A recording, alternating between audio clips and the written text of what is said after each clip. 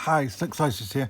The first knife I showed in my Japanese series was the Higonakami, which dates back to the end of the 19th century. I think in this form it actually dates from about 1896. It's a little bit of research I've done since I made that video. But we'll go on to another company, another Japanese company. This was founded a little bit later in 1907. And this is what's now called Moki. It changed its name to Moki in about 1980, I think. It was originally named after the nickname of the founder of the company, whose name was Moichi Sakurai. I keep having to look that up. I have trouble remembering Japanese names, but anyway, Moichi Sakurai. And when he was sent off as an apprentice at 13, he was given the nickname Moki. And as I say, it's a family-owned company. The current owner of the company is, I think, the third generation. But anyway, they were founded in 1907. They are probably best known, or the majority of the knives that they make have been made for other people. They used to make knives for Gerber, and they also made Almar knives, although Almar knives are now made in China. But the earlier ones, and generally the better made ones, tend to be made by Moki, who are a company in Seki City in Japan. Back in the sort of feudal days of the shogunate, there were reputed to be about 300 sword makers in Seki City, but obviously after the Meiji Restoration, which I talked a little bit about in the last video, that kind of fell off. So making cutlery perhaps made more sense. But these are very fine knives. And these are some of the examples of what they actually make today.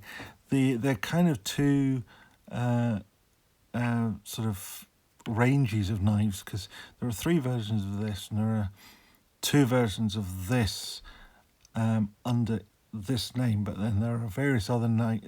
They call knives with different handle materials different names. But this one comes in three sizes: the Meek, the Pliant, and the Glory.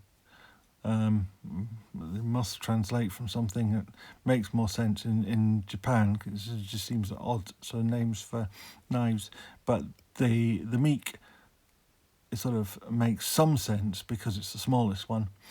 The Glory, you might think, is the largest one, but that's not. It's the Pliant, and this is the Pliant, which is I don't know whether that's a mistranslation or what, but anyway, that's what it's called, the Pliant.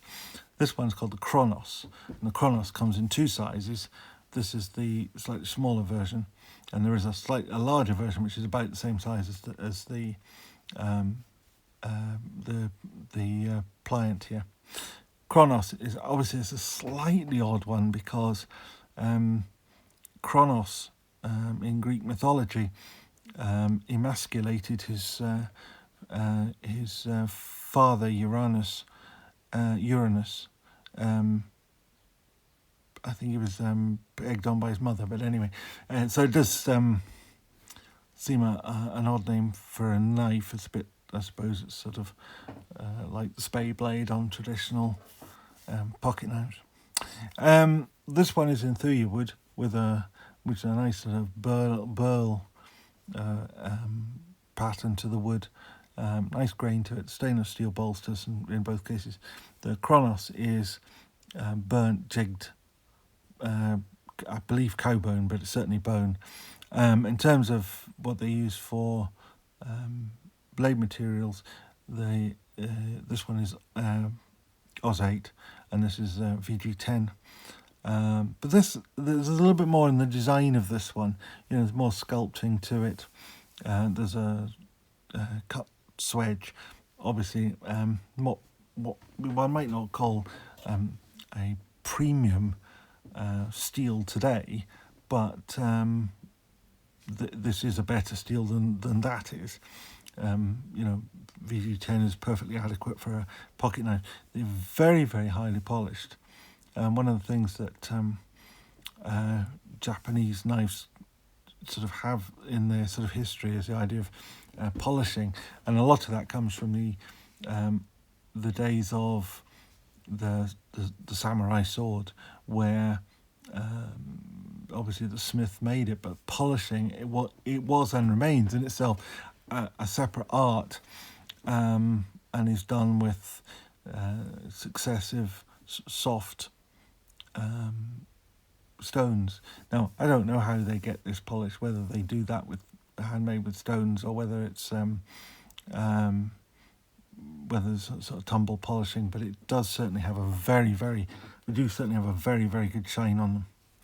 They are both backlocks, which is in some ways a real shame, because these are perfect little pocket knives. Even the larger one is not big. It just sort of get the ruler in here,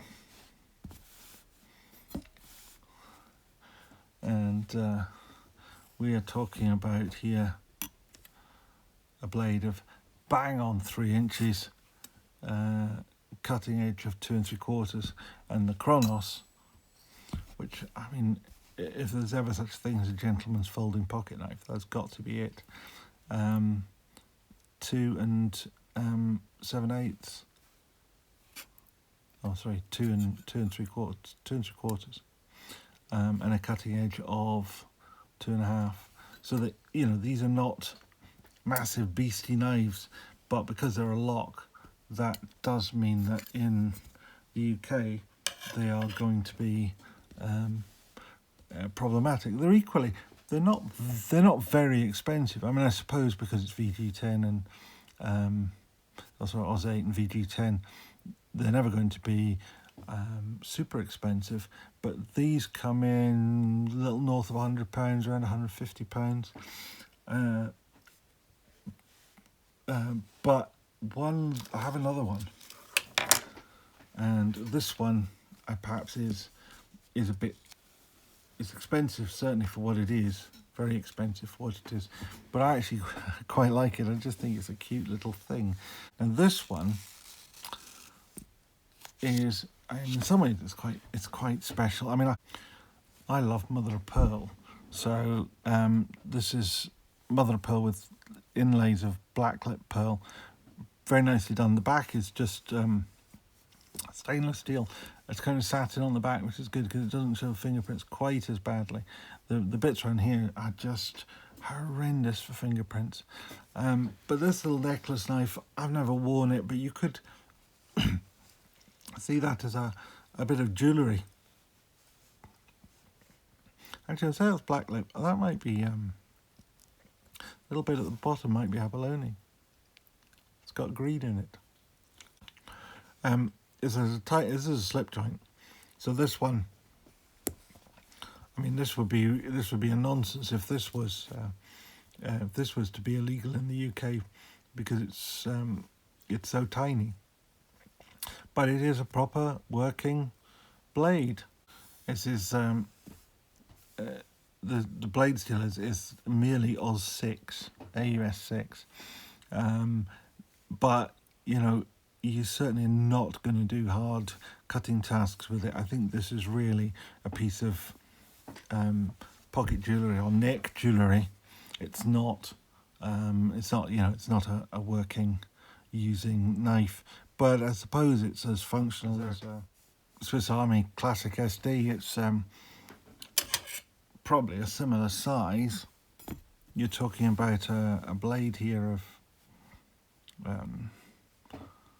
an inch and then 1 1/8, 1 3/16, and a cutting edge of not even 3/4 of an inch. But you can cut a thread just the same as you could with the Classic Swiss Army Classic SD. But it's just a pretty little thing. It is horrendously expensive for what it is.